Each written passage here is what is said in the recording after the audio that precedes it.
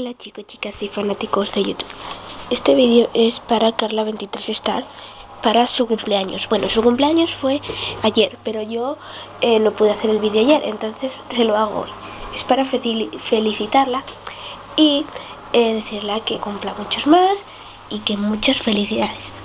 Bueno, le he hecho unos regalitos por ordenador, que si luego quiere me deje abajo su hotmail, bueno, su messenger, o el mensaje privado, que es mejor, y yo la mandaré pues el regalito.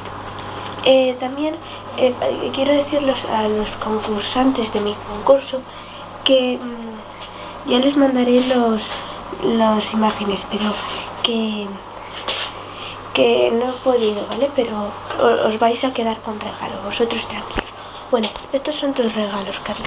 Bueno, el primero es por si le quieres poner de fondo en tu canal, que sale la Hello Kitty y pone Carla23Star, sale la Hello Kitty y bueno, es pequeñito, pero bueno, te lo voy a acercar. Este es, ¿vale? Bueno, el otro es este, que si le quieres poner en tu canal también.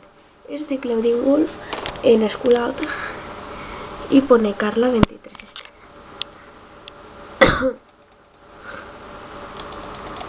¿Vale? Veamos más. Este son Frankie y Draculaura en Suite 1600 dibujadas. Es editada, igual que todas. Bueno, es como dibujada y pone felicidades.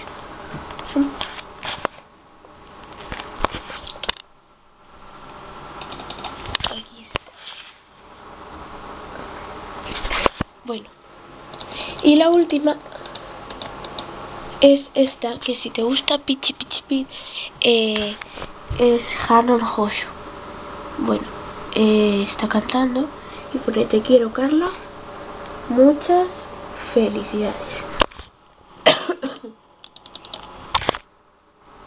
¿Vale?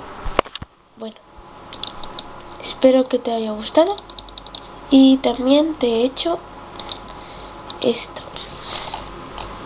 Te he puesto: hola Carla, bueno, que el día 23 de marzo fue tu cumpleaños, pero no te pude hacer el vídeo, así que te lo hago hoy, día 24 de marzo.